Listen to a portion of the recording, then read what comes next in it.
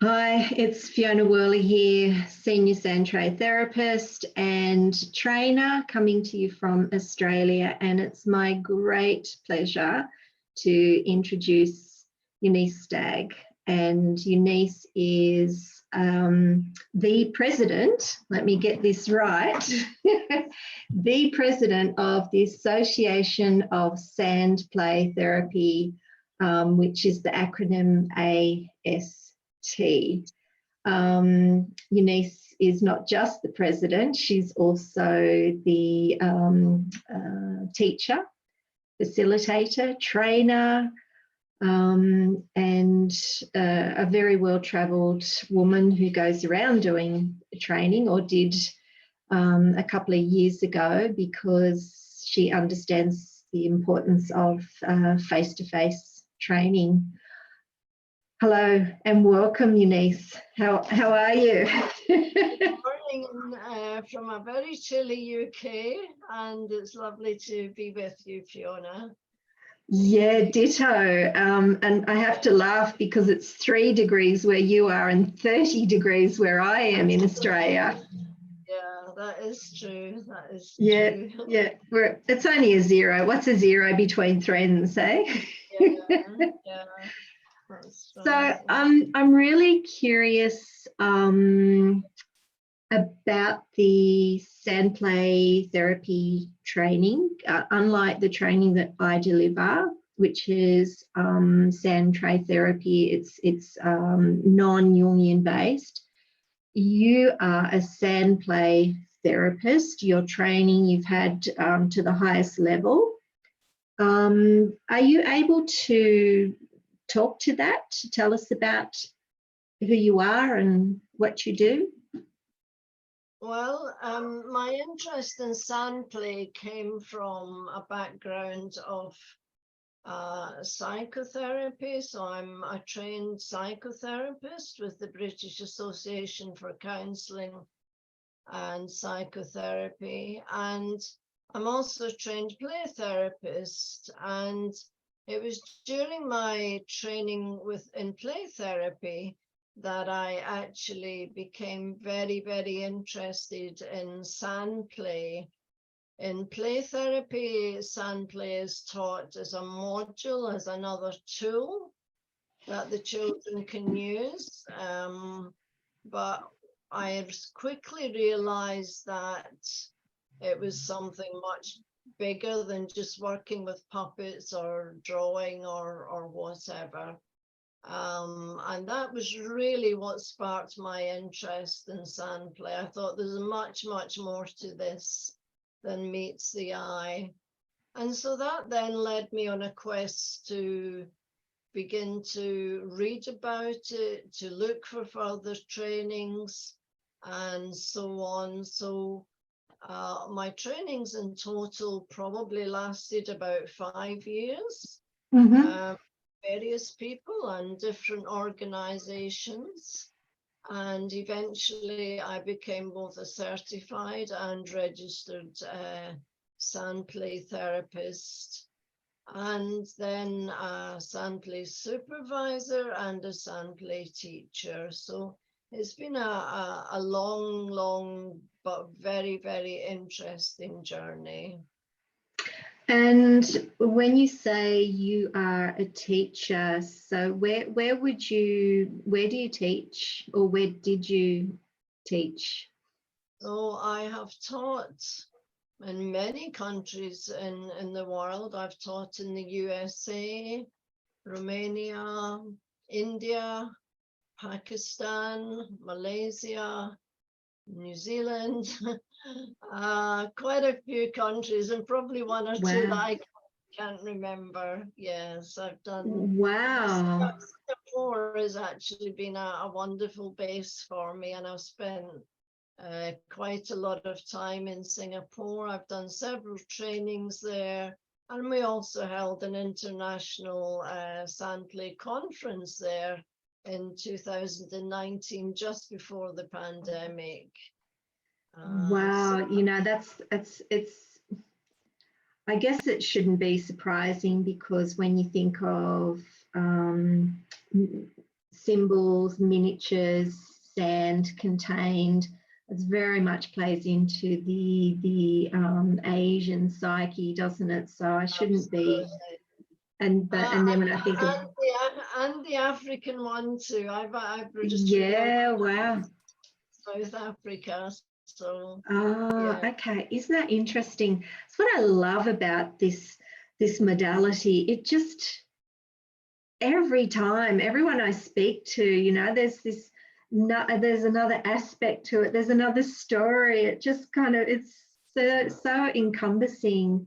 It really is. Yeah. But Where's your there's favorite place? oh gosh. My favorite place to be is probably Switzerland or New Zealand. I think I'm Scottish by background, and both those countries draw me back to that, with the mountains and the sea and the simplicity of life.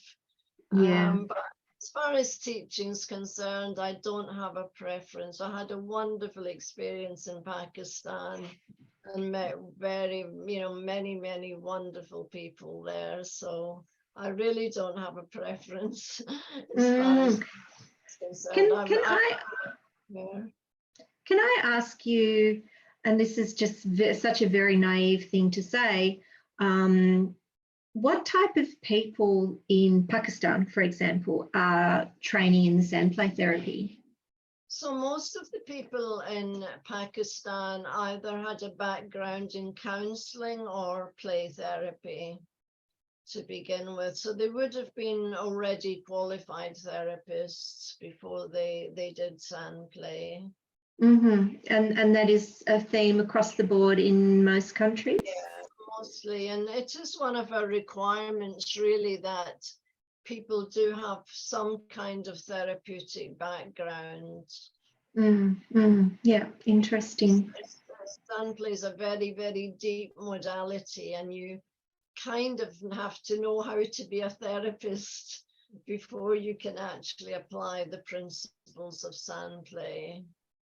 So if you had an elevator pitch, or if you had to state the principles to someone, where would you start? How would you describe Sandplay Therapy and the training?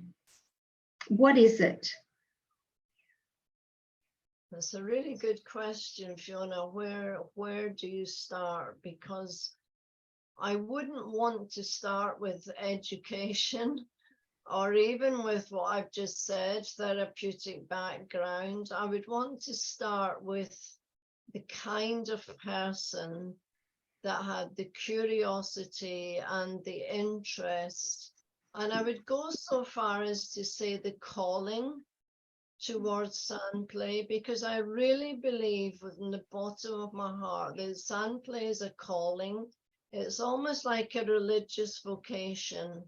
And what we see is time and time again, people will maybe start, they'll dip their toe in the water, and then circumstances will happen and they'll back out, and you may not see them for a year or two, but then they'll find themselves drawn back. So there's something about people who are, if I could say it, like, supposed to be Sandplay therapists. They will find this longing deep within themselves. They will know that's what I have to do with my life. And certainly I think that's what I felt myself initially. I had to do this. And my journey was a very long one, and I think many other people's journeys is a long one, but your life is transformed as you learn and as you grow. So it's a lifetime's calling, really.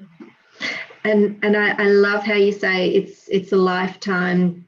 Even therein, it is a different language. You're learning a different language, and even after a while you speak differently. It's like, are you from Hogwarts? It becomes who you are, and I think That's one of the beautiful things about it, because you see the world around you, you begin to see it, you see the signs, you see the symbols. You know, a bird flies over your head and you might stop and think, why has this bird come to me at this time? Whereas for anyone else, it would just be a bird, but for you, there may well be a significance. So you start to see the world around you in a very, very symbolic way. And that adds a completely new dimension. Your family and friends think you're absolutely nuts, but that's okay. They probably know that anyway. So yeah, it's very lovely. And I guess therein, when you talk about the bird, and you can see it, but seeing it from that other lens, that must be hard to teach. For example, how do you teach someone that that's what you're going to be doing, or that's what you are and that's what you do? Or I think the big question is always, what does this mean? So in terms of the bird, you know, if you take something like the red kite here in the UK, which this is an experience I had, and you think, why this bird? And then immediately, you know, you can think, what does this mean? And you can see that that's a bird of prey, so it has a good oversight, it can take in a bird's eye view. It was a bird that was hunted nearly to extinction. So at one time there was hardly any left in the UK. So there's something about perseverance and stamina and keeping going through all the odds. And then as you watch them, they're not like other birds. They fly on the thermals, they're like eagles, you know. And so you can learn something about just going with the flow, going what comes, taking what comes, and using that to propel you forward. So you know, already, you know, in the space of 2 minutes, I have 3 things that I can learn from that. So a lot of it is about what does this mean? But all the time bearing in mind that we'll never know 100% what anything means. I love that, and I especially love that you mentioned the eagle, because that's my symbol, kind of. That's my symbol. But they always come in twos for me. So how would I speak to that they come in twos? Well, you know, 2 is about relationship, it's about pairing, it's about looking at the other in your life, and the other could be work, it could be relationship, it could be many, many other things. But it's usually shadow for me. What does it mean to fly with the other, whatever the other is? Yes. Yeah, wow, isn't that beautiful? And as I'm listening to you talk, it's so poetic. It's like just a musical, and all you've done is talk about one symbol, a bird, and we haven't even related it back to Sandplay Therapy. So it's almost like a backwards design. There's you, there's the meaning. Yeah, we always say Sandplay is the language of symbol and silence. And one of the things I say to my students right at the start is, you're going to be learning a brand new language.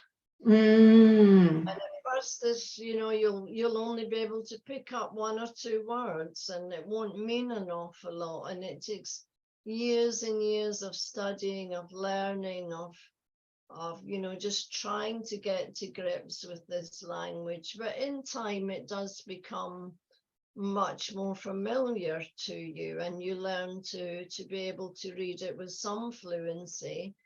Always bearing in mind that we will never know exactly what the meaning of any one thing is. But don't you think that's valid for any therapy? I mean, even a doctor's diagnosis of something, they can see one thing, but it could be something else as well. Like it's always just, I don't know, it's, You know, absolutely. Every single person is unique. There's not one of us in the world, not even one snowflake or grain of sand that is the same as everyone else.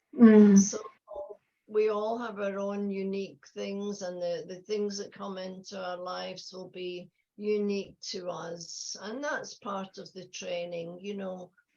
Why is this perhaps unique to you when it's not unique to somebody else? So again, looking at symbols, something that may be a symbol for me would simply mean nothing to you, because it's not universally a symbol until it becomes personally applied to yourself. and the meaning is in the symbol, and you give that symbol meaning. Yeah. So as the president of the Association of Sandplay Therapy, do you have a message for other Sandplay therapists? Is there something, I guess what I'm trying to say is it's an interesting area, and I really want people to understand that it's really well structured, and I just wondered if you could speak to that. You know, historically, Sandplay has been taught through visiting lecturers. So a lot of my own training was like this. So a lecturer would come in and they would deliver a lecture maybe on a particular symbol or on a topic such as the shadow or something like that. And students were encouraged to build up their hours through all those different lectures. But at AST, we do things slightly differently in that we really begin with what is Sandplay. So we begin with the real fundamentals, and then the course is built up into advanced things like alchemy and neuroscience and so on. But we have quite a structure in terms of, like most subjects, you start simply, and then as time goes on you build up into much more advanced ideas and philosophies and so on. So it's a little bit like you start at preschool, you go into primary school. So it's just a natural progression. Yeah, so I understood that. I understand. I did 120 hours with the ISST, and we had lecturers come in, and yeah, sometimes it was interesting when we had the analysts, the really dry Jungian analysts come in. That was hard. That was really hard. So I think we all quickly understood that the personality that was delivering the learning was extremely important, and how they relayed the message was fundamental. And one of the things we try to do is, rather than just present a case study, which again you would be familiar with, we will teach the theory, and then we will have a case study that demonstrates that theory. So that kind of brings the two together. And I think before there was always this little split, you know, so some people would present the theory and another person would present a case study, but it may not be terribly relevant to the theory that you had just learned or so on. So I think it's just making it more coherent and more learnable, I think, and understandable. Yeah, because once you start with that practical application, you want to be very quickly knowing that theory. And if you've already had that head start of what you're expressing now, you know, this is the theory and this is the case study, you know, because it shouldn't be made hard. No, no, it shouldn't. And sometimes, you know, in the past, I've felt a little bit cross because there's been an elitism or a kind of, I don't know, an elite group of people that seem to think they know, and if you live a million years, you will never know what they know. And there is a sense that Sandplay is always going to be unknown, but the fundamentals can be learned, the techniques can be learned, the understanding can be had in a lot of ways. And yes, I think one of our missions is to make that much, much more understandable to people. And anyone, as I say, who feels called to it and really wants to apply themselves, then it is doable. I have two quite tricky questions. You can say pass. The first question is, how important is the quality of the sand or the structure of the sand? Well, you know, if you go into the background of natural sand, Mm-hmm. and there was a wonderful TED talk and book written by a guy whose name I've completely forgotten, but I'm sure it will pop back up into my mind, where he does microphotography and he looks at what sand really, really is. You've probably seen that. Yeah, I have. Isn't it? He's Japanese, isn't it? And his name's like the water guy, Oh, no, he's the water Cosimoto guy. or something like that. He's the water guy, but there is also a sand guy. Oh my goodness. Yeah, I know saw it the so other well, day. and I just can't remember. Yeah. But anyway, as he explains, you know, when you look at sand, natural sand, you're actually looking at jewels. You're looking at something incredibly precious. And so in terms of what the basics, I would say always go for a good natural sand, because we're working with what we call prima mater. We're working with the oldest material in history, which is sand and water. And even clay, which is, you know, I have colleagues who work in clay, very good colleagues. Clay is a wonderful module, and it's, you know, wonderful medium, and it's similar. But even clay eventually becomes sand. So sand is the most basic that we'll ever actually touch. And, you know, depending, I guess, on how you've been brought up and what religious beliefs, we are formed from the dust of the earth, or we're formed from the ground. And we certainly go back to the ground, you know, there can be no disputing that. So it's part of who we are. So I'm quite an advocate of natural sand. So the other question I have, and then we'll put the two together, is always a square sand tray, or sorry, not square, but they're kind of rectangular, aren't they? They're just that site of the psyche, isn't it? So always those dimensions. So those and why? Those dimensions were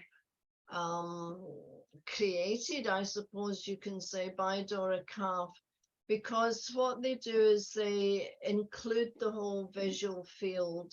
So when you're actually looking at a sand tray, which is to the dimensions that she stipulated, I can't quite remember what these are, but it's taking in the whole field of vision. And the idea behind that, Fiona, is that as you look at that, you're drawn towards the unconscious. You don't have to move your head to the right, to the left, up or down. This encompasses your whole visual field. It focuses you on the center, which is very, very important.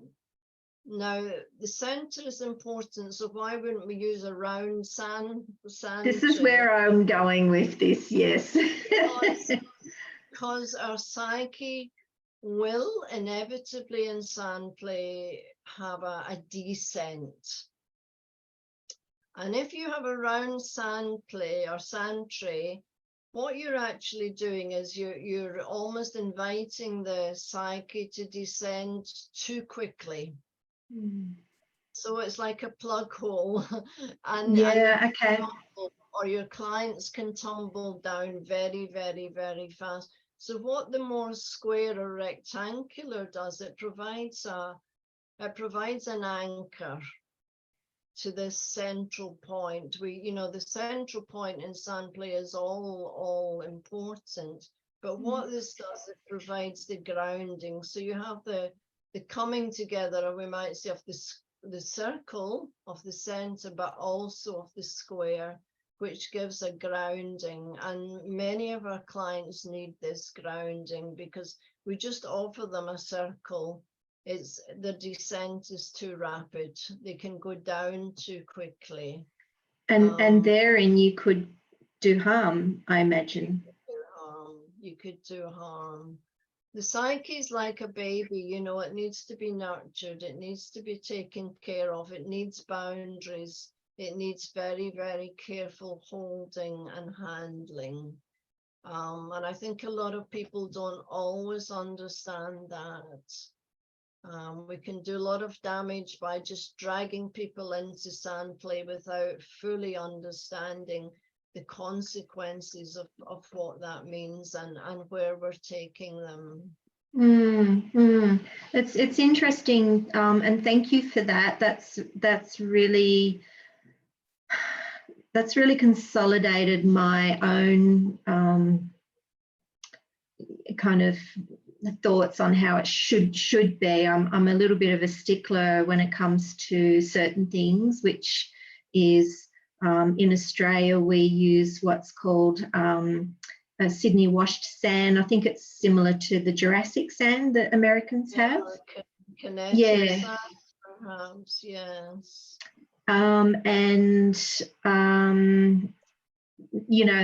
Kinetic sand, absolutely not. That goes into the realm of play. Round trays with rice in it, that's got nothing to do with. I'm talking more now probably Sandtray therapy. I don't even see that as Sandtray therapy. So while I remember, the guy I was referring to is called Gary Greenberg. Oh, nothing, no, not even anywhere near Japan. Gary Greenberg, and he's a photographer, is he, who takes photos of different sands? He does micro photography, and he, as I say, he does a wonderful TED talk. You have to sit through 7 minutes of plants and flowers and a little biology lesson, but then he comes on to sand, and it's absolutely fascinating.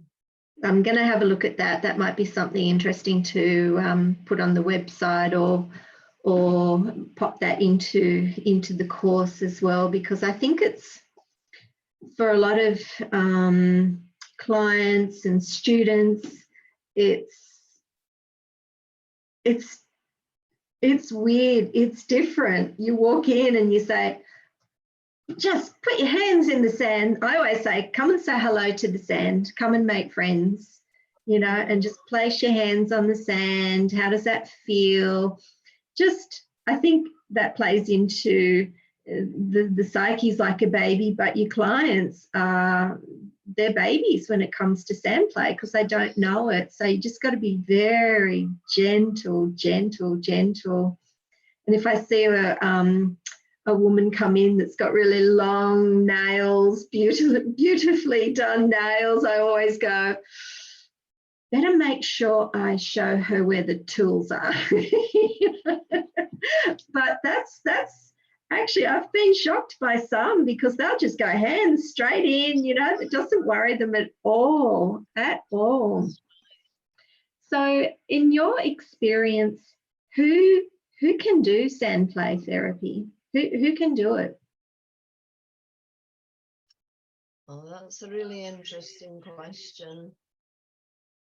Certainly, I would want to say anyone, but it's not anyone. And even sometimes people who have undergone the training have then realized at some level Sandplay is not for them.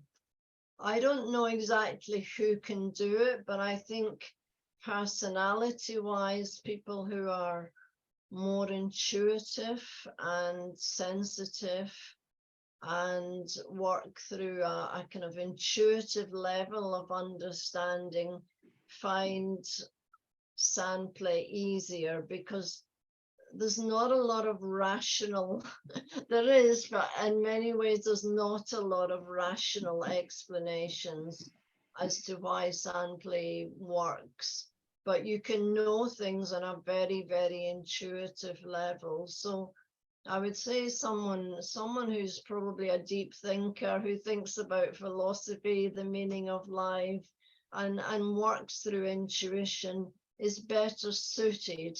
It doesn't mean, you know, a physicist or someone who's used to using their brain can't, but it's more difficult for them. And I've certainly seen this in places like Singapore, with no disrespect to any of the wonderful people there, but they're brought up to be thinkers from the time they're, you know, so high. They're taught to think, what is this? What, have a logical explanation for why you believe this or why you think this. And the intuitive part of them, it gets pushed way, way down. And so many people will struggle with Sandplay if they've been brought up to be thinkers. Doesn't mean you don't think, obviously, but I think you know what I'm saying. If you I know exactly what you're saying, and I see it in schools where children are not allowed to talk about their imaginary friends anymore, and you know they have to do maths and English, which is fine, but how about we do it creatively? You know, how about maths, English, and science all be come under sacred geometry? You know, that's all gone by the wayside, and I'd hate to have kids in school currently. I really would. Although me being the grandmother I am, I try and instill a little bit of this curiosity and expressiveness into into their lives. You know, that's one of the reasons why Sandplay is called Sandplay, because the play aspect is not incidental. The play aspect is vitally important, because what we do when we play is we suspend consciousness. We stop thinking about things. And you know, our grannies used to say, oh, sleep on it. And they were absolutely right, because it's when we stop thinking about something that very often the answers come. You know, Jung said, the hands know how to solve a riddle with which the intellect has wrestled in vain. So the play aspect of Sandplay is very, very important, because we're not referring to children playing in one sense, but on the other sense, it is like that, because you stop thinking, you suspend that conscious thinking part of yourself, and you enter into an unconscious part. And when you're there, that's when messages from the psyche can reach you in a way that they can't do when you're thinking. That's a wonderful message right there. Just go to bed. Just go away for a day. Don't just learn to say, I need to sleep on it.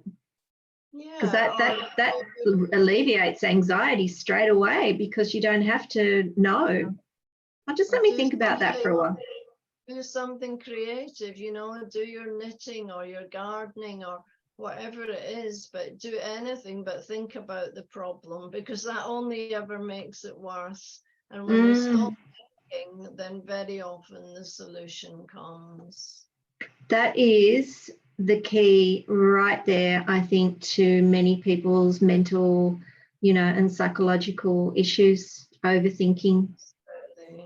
There's Yeah. also something about the being in the present moment, you know, just with, and I guess that's what Sandplay does. You're not really able to think about what I'm having for dinner this evening or what shopping I have to get. You're just absorbed within that play-like frame of mind. Unless And you you're, rupture, but that's me as a therapist. That's why I love Bonnie Badenoch, because she talks a lot about rupture and repair, and I'm like, oh, it's normal, okay. The other question I had for you was concerning that element of water. What role does water play in Sandplay therapy? so then if you do go back to your Japanese theorist, Mato, I think his name is,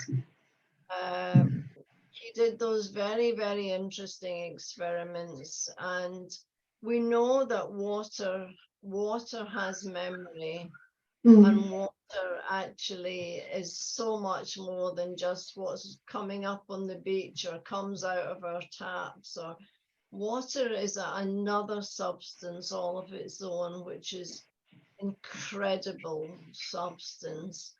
Very, very deep, very profound. We'll never ever understand exactly what water is because it defies composition. So therefore, when you bring this magic of the sand, all these wonderful jewels, and the water, which we just don't quite understand what it is, but we know that it absorbs feelings and emotions and energies. When we bring these two together, we have a very, very powerful combination.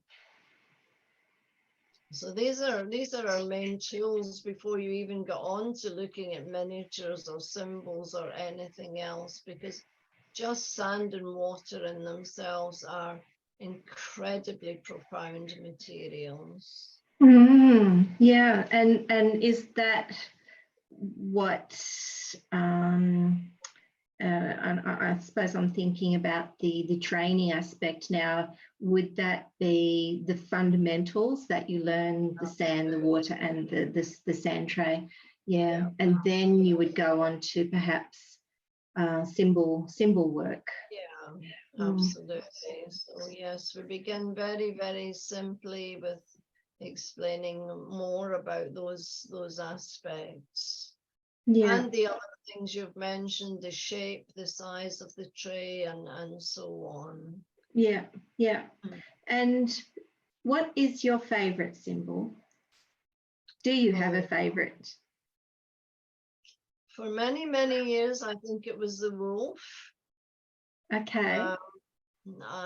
But I think over time, you know, sometimes things are symbolic for a long, long time, and then that loses its energy and something else comes along. So I'm not quite sure what it is at the moment, but the wolf's been very, very powerful symbol for me over the years. Yeah.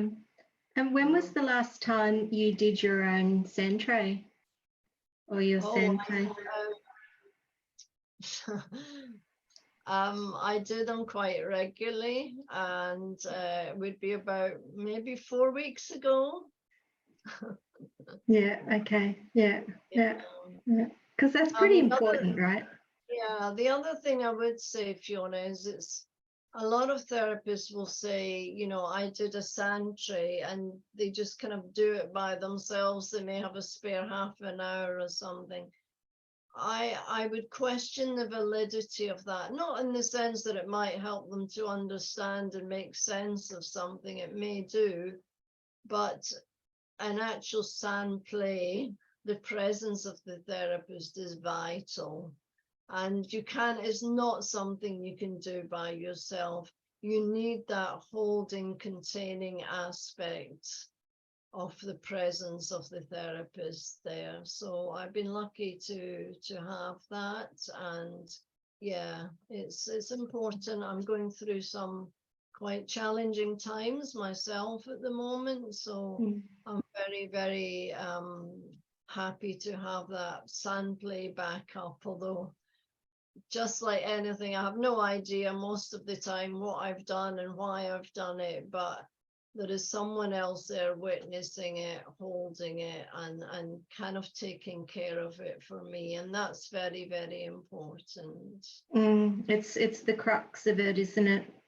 Yeah. I often say to myself, just go and do a sand play, just go and do a sand play. And I may go into the room and I may do a sand play, and I don't do it that often, but if I do, I always have this sense of aloneness and a little tinge of regret, perhaps. You know, there's no witness, there's no, you know, and so maybe that's why your twin eagles come to you, Fiona. They're telling you have to be in the presence of the other. There you go. Got me pegged. Presence of the other is very, very important. Yeah. Absolutely, absolutely. Look, I'm really mindful of the time. How's your voice going? Probably needs a rest, does it? It's okay, thank you. I think I'm bearing up. Oh, that's good. That's good. Now you're in the UK.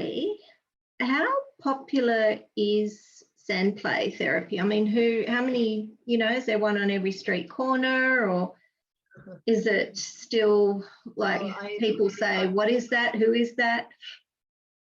I think there are people with a Sandtray and symbols, or a collection of miniatures in almost every corner. And many counsellors will have that in their therapy room, and every play therapist will have, there's a very big play therapy organisation in the UK, so it's not unknown and it's not uncommon. What is uncommon is, and that's been my mission to try and resolve this, is having actual proper training in Sandplay Therapy. And in fact, I wrote an article. So one thing, a creative thing I did during the pandemic was I wrote an article for the British Association Psychotherapy magazine, and just talked about the importance of being trained, because it's like anything, in one sense you think it's so easy. I have sand, I have a collection of figures, anybody can do sand play, but actually you're doing your client more harm than good, because you're not fully understanding what's going on for them. Luckily, most people will use it in a conscious way. So they might, for instance, with a child, they may say, oh, let's put your bully in the sand tray and let's choose something for you, and how might you speak to them, and so on. So most people will use it in a conscious way, but if people go into the unconscious and the person who's with them is not trained to fully understand and hold that unconscious process, then it can become very, very dangerous for the client. My mission is, if people are going to do sand play as opposed to Sandtray therapy, which would be on a more conscious level, then they need to be extremely well trained to do that. Oh, look, absolutely. And I have to agree 100%. When we train the students in the Sandtray therapy, we definitely show them in training, we show them as in they get to feel the difference between a directed tray and doing a sand play. So a sand play tray, or, an unconscious tray. And that's when they go, aha. Yeah, both modalities are equally valid. So, I would never kind of dismiss Sandtray work, because I think it does have a great validity, but it's understanding the difference and understanding exactly what it is you're working with at any given time, and knowing how to work with either of those modalities. Yeah, well, because I've been trained in both, I mean, maybe this is my bias and our bias, but I always have seen the Sandtray therapy as a really good base, like a really good base. It's cross-theoretical. You can use it for assessment purposes. You can add it onto, you know, your whatever your framework is.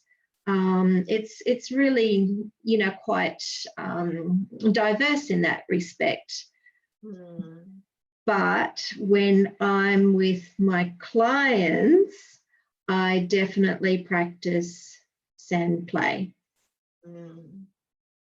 You know, that because that to me is a much more powerful modality. Well, it's giving the psyche that freedom to explore what it needs to explore and go where it needs to go, and allowing things to come from the unconscious, which won't happen in a more directed way of working. Absolutely. So I think the training that we do here at Open Gate Institute, I think the students, they get a lot of the Sandplay, but I try not to, I do say to them, I say, you're doing Sandplay now. So they just get that little taste and they know both those worlds, but they are being trained as Sandtray therapists, because I really want to make that distinction, because I really want to honour the women who started this. Margaret Lowenfeld, Dr. Margaret Lowenfeld and Dora Kauf. I mean, you know, we honour those women and we honour the two different, you know, ways of doing. And I find it quite honouring myself to, you know, to be a part of it. It's just so exciting. It really is. And then to speak to you like this tonight and just know that there is, you know, such a road to travel, but how exciting. So much more to learn.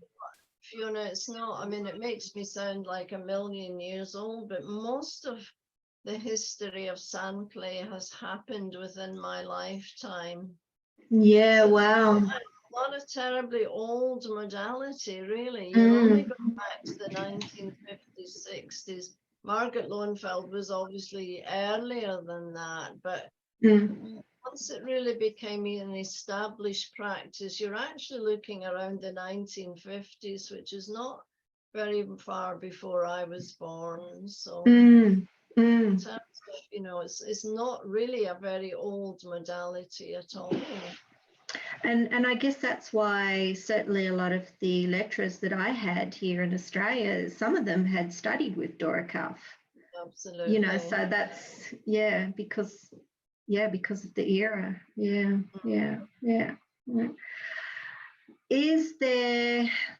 Are there any take homes for people listening who are thinking about becoming Sandplay therapists, wherever they are in the world? I think if you crave a deeper understanding of living the symbolic life, if you're one of these people who get very fed up with the superficiality of the age in which we're living, and you really want to understand, and you have a deep spiritual nature, wherever religion or no religion that may attach itself to, then Sandplay is for you. Beautiful.